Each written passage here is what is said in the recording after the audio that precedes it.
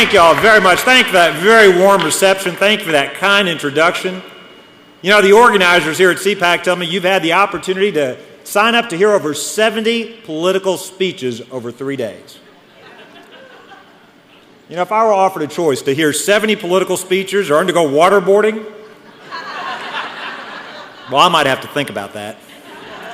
As many of you know, and as you just heard, I had the chance to come a few days ago to Washington, D.C. to participate in the annual Gridiron Dinner. It was an opportunity for me to outdo the president in a speaking contest, you know, kind of like I did with the State of the Union response a few years ago in 2009. Fortunately for me, though, I caught a break this time. It's my understanding that Chuck Hagel prepared the president for his remarks this time.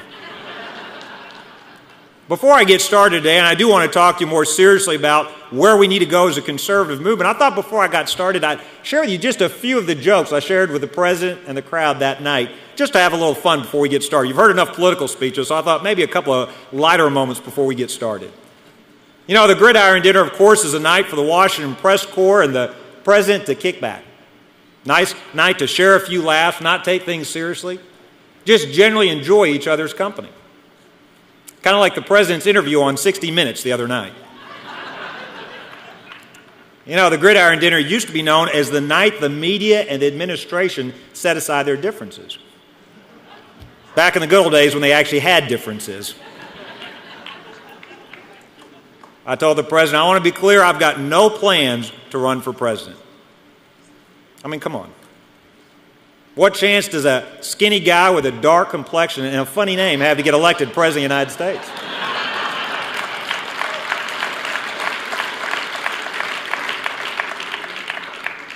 The honest truth is, I am too skinny to run for president of the United States. At least that's what my friend Chris Christie tells me all the time.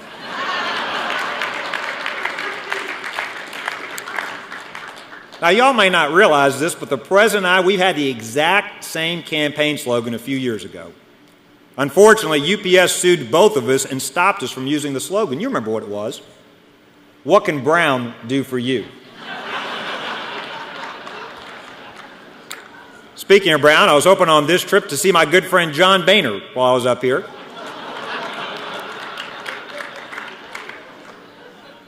I see that Mark Sanford is running for office again. You know, Mark is so committed to outsourcing, he even shipped his wife's job overseas.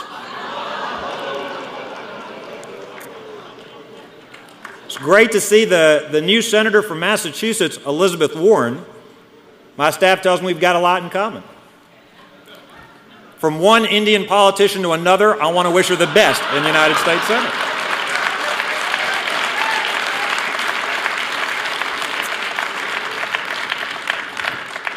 You know, I understand because of the sequester, the president's Secret Service detail is being replaced by Joe Biden with a shotgun. I actually ran into Joe Biden earlier today. I'm not sure he recognized me, though. He asked me to go get him a Slurpee.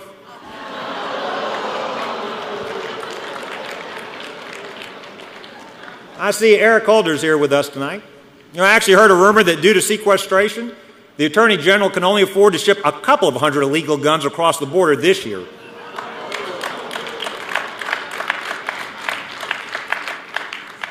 Mr. President, I want to commend you on your inspired choice for Secretary of State.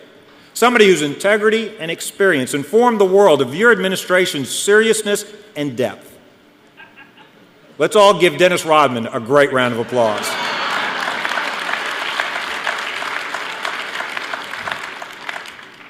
Speaking of athletes, I saw that the president went golfing with Tiger Woods recently. Tiger reportedly said this about the president, that he had, and I quote, amazing touch. The last time Tiger said that, he lost millions in endorsement and a hot Swedish wife. People say that the president and I both have trouble laughing at ourselves. We can't laugh at ourselves. That would be racist.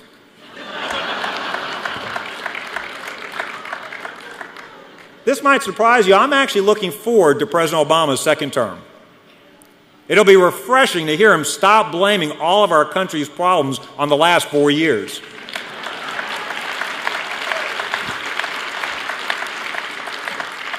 All right, that's enough with the jokes. I want to switch to some more serious lines. I just thought you might need a short break from all the serious speeches.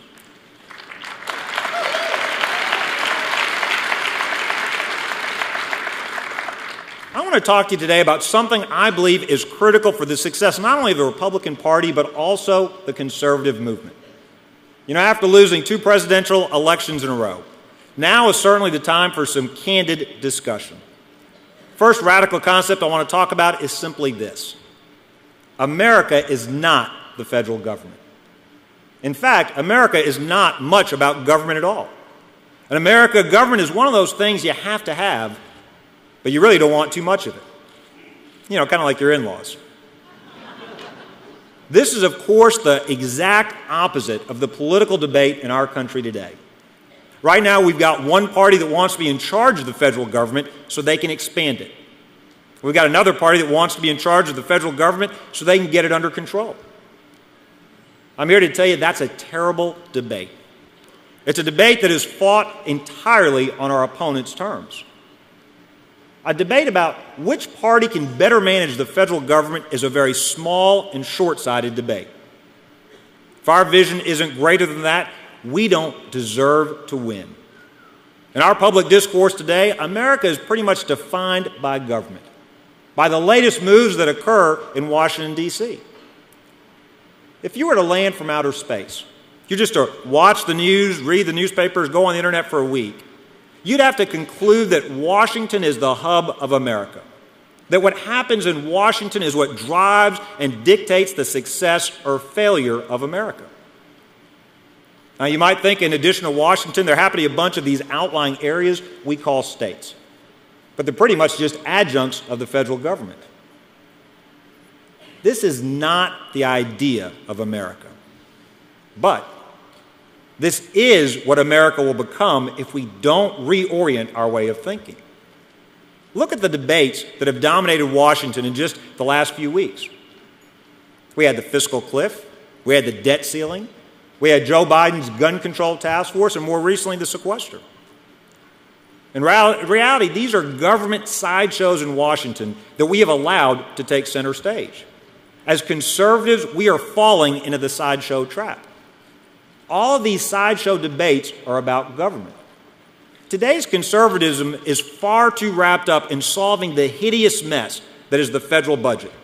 The burgeoning deficits, the mammoth federal debt, the shortfall in our entitlement programs, even as our president creates even new entitlement programs. Today's conservatism is in love with zeros. We seem to have an obsession with government bookkeeping. I'm here to tell you this is a rigged game. It is the wrong game for us to be playing. Yesterday it was the fiscal cliff. Today it's the sequester. Tomorrow it'll be the fiscal apocalypse, and then it'll be fiscal Armageddon. I've got news for you. Our government already went off the fiscal cliff. It happened years ago. It has happened every year for the last several years. And yet we somehow think if we could just unite behind a proposal to cut the deficit and debt, if we could just put together a spreadsheet, that all will be well. I'm here to say this obsession with zeros has everyone in our party focused on what? On government. By obsessing with zeros on the budget spreadsheet, we send a not-so-subtle signal that the focus of our country is on the phony economy of Washington, D.C., instead of the real economy out in Billings or in Baton Rouge. Yeah, go Tigers, that's right.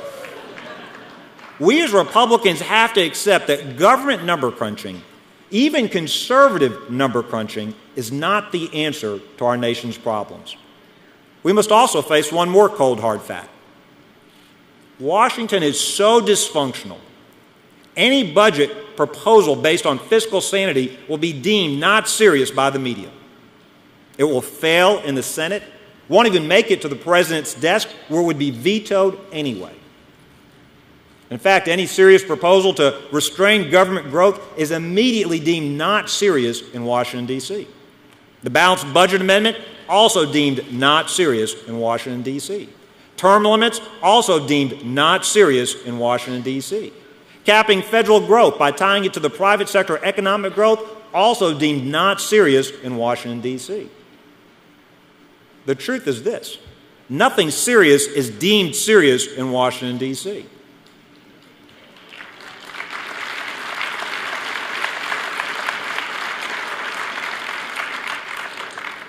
President Obama's got our national debt over $16 trillion and climbing, larger than our entire economy. And he's not worried about it in the least. He calls it progress. You remember his campaign slogan. He says it is forward. I've got news for the president. If Washington's debt is going forward, America's economy is going backwards. You know, instead of worrying about managing government, it's time for us to address how we can lead America to a place where she can once again become the land of opportunity, where she can once again become a place of growth and opportunity. We should put all of our eggs in that fight, in that basket. Yes, we certainly need folks in Washington who will devote themselves to the task of stopping this president from taking America so far off the ledge that we can't come back.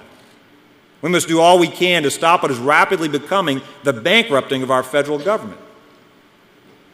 But as conservatives, we must dedicate our energies and our efforts to growing America, to growing the American economy, to showing the younger generations how America can win the future. That path for American success does not lie in more government. Look, if more government were the answer, our economy would be booming right now. The simple truth is this: you can't hire enough government workers. You can't give enough taxpayer money to your friends who own green energy companies to create prosperity. Balancing our government's books is not what matters most. Government is not the end-all and be-all. In fact, the health of America is not about government at all. Our objective is to grow the private sector. We need to focus our efforts on ideas to grow the American economy, not the government economy.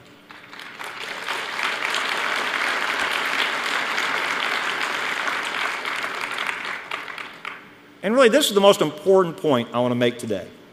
If you take nothing else away from what I have to say today, please understand this: we must not become the party of austerity. We must become the party of growth.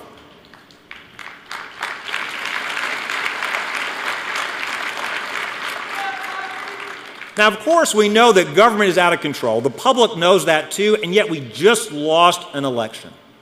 We must not continue to fight on our opponent's terms. The Republican Party must become the party of growth, the party of a prosperous future that is based in every community in this great country and that is not based in Washington, D.C.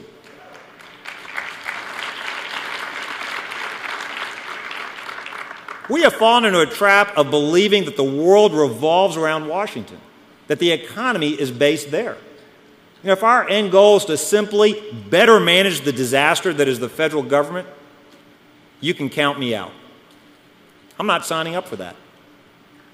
I mean, honestly, who of you here wants to sign up to help manage the slow decline of the United States of America?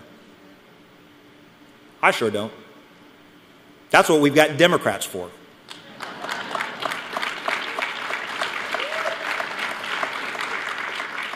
You know, the Democratic Party promises to be the party of more, but they are actually the party of less. They're the party of economic contraction, austerity, and less from the American economy. The only thing they offer more of is government. The Republican Party must become the party of more, the party that creates growth, the party that creates more in the real economy. As Margaret Thatcher famously observed, first you must win the argument, then you can win the elections.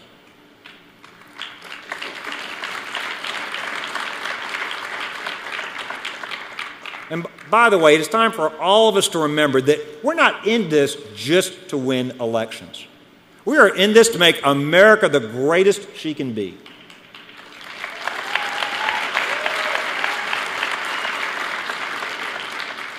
To make America the prosperous land of opportunity that she can be. To do this, certainly we're going to have to win some elections. But first, we must win the argument. If this election taught us anything, it's that we're not going to simply win elections by pointing out the failures of the other side. We must boldly paint the picture of what America can be. of just how incredibly bright America's future can be. So you might ask, what does that future look like? How do we win this argument? Well, for starters, we've got to recalibrate the compass of conservatism. Now, we don't need to change what we believe as conservatives. Our principles are timeless. We have to be comfortable with the fact that our liberal critics in the media will say that we haven't changed anything unless we endorse abortion and socialism. My response to them is simple. We already have one liberal party in America. We don't need another one.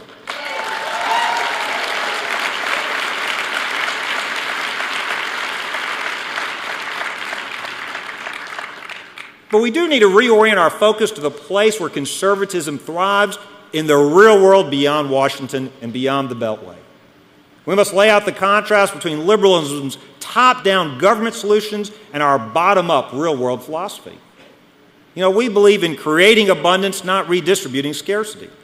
We should let the other side try to sell Washington's ability to help the economy while we promote the entrepreneur, the risk-taker, the self-employed woman who is one sale away from hiring her first employee. Let the Democrats sell the stale power of more federal programs while we promote the rejuvenating power of new businesses. We don't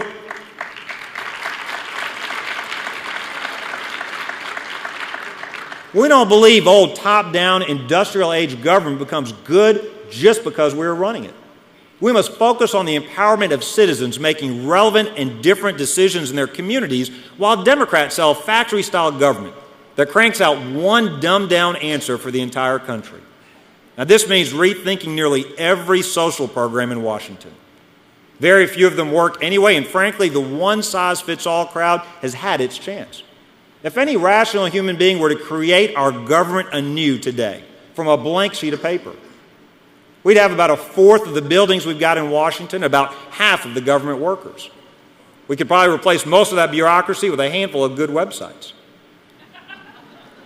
If we created American government today, think about this, we would never dream of taking money out of people's pockets, sending it all the way to Washington, handing it over to politicians and bureaucrats, who then staple thousands of pages of artificial and political instructions to it, and then wear that money out by grinding it through the engine of bureaucratic friction, and then sending what's left of it back to the states where it all started from in order to grow the American economy.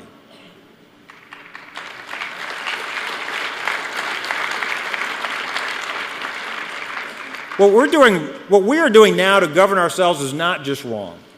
It is out of date and it is a failure. We as conservatives believe in planting the seeds of growth in the fertile soil of your economy, where you live, where you work, where you invest, where you dream, not on the barren concrete of Washington, D.C. If it's worth doing, block grant it to the states. If it's something you don't trust the states to do, then maybe Washington shouldn't be doing it at all.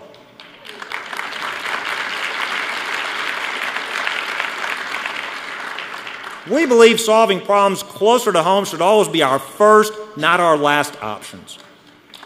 States shouldn't face a moral dilemma when we try to right-size our own budgets and federal strings stand in the way. While the Democrats work on taking more from working Americans, we should stand for radically simplifying our tax code. Not for the benefit of Washington. Not for the benefit of Washington, but to get Washington out of the way. Let's get rid of the loopholes. Let's blow up the tax code.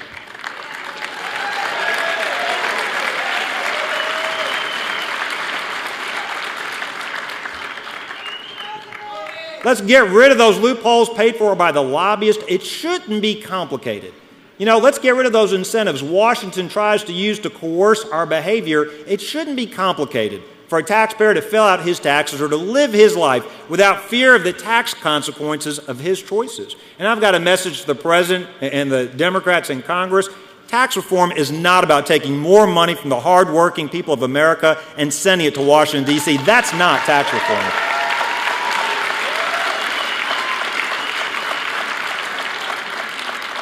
This White House has an insatiable appetite for revenues and more taxes. Enough is enough. But when it comes to education, let the Democrats extol the virtues of our hopelessly antiquated one-size-fits-all factory schools where the child follows the dollars. Meanwhile, let us feature the success of child-centered education solutions that meet the needs of the digital age, education where the dollars follow the child.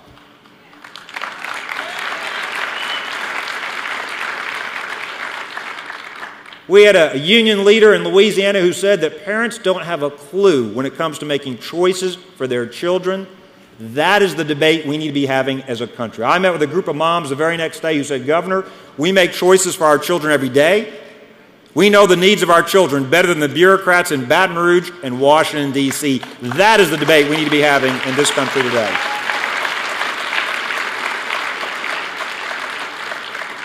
These are just a couple of examples, but we must fight the battle of ideas, or as Margaret Thatcher famously said, this is how we must win the argument. As I close, let me just share with you this. Let me make this observation. America is facing her greatest choice, and the hour is late. We can either go down the government path or the American path. Now, the left is trying to turn the government path into the American path. Shame on us if we let them do that. We believe that freedom incentivizes ordinary people to do extraordinary things, and that makes America an exceptional nation. The genius of America is that our strength and our power and growth come from the individual actions of our people. Government doesn't order greatness. Government cannot command outcomes that exceed those in other nations. What sets us apart is not our government, but free individuals taking risks, building businesses, inventing things from thin air, passing immutable values from one generation to the next. That is the root of America's greatness. And that is our mission as we build a new Republican Party. We must shift the eye line and the ambition of our conservative movement away from managing government and towards the mission of growth. It falls to us to show the younger generations the wisdom and the great benefit of the American path. It falls to us to unleash a new dawning of the American dream, the dream my parents came to America for, a dream of growth, equal opportunity, and prosperity. It falls to us to take the ever-fresh principles of freedom and apply them to the future. Now, make no mistake, I'm not calling for a period of introspection and navel-gazing. Far from it.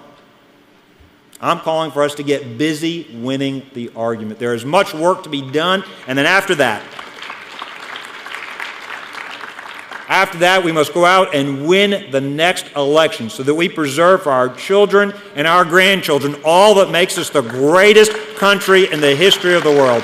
Thank you, and may God continue to richly bless y'all. Thank y'all very much.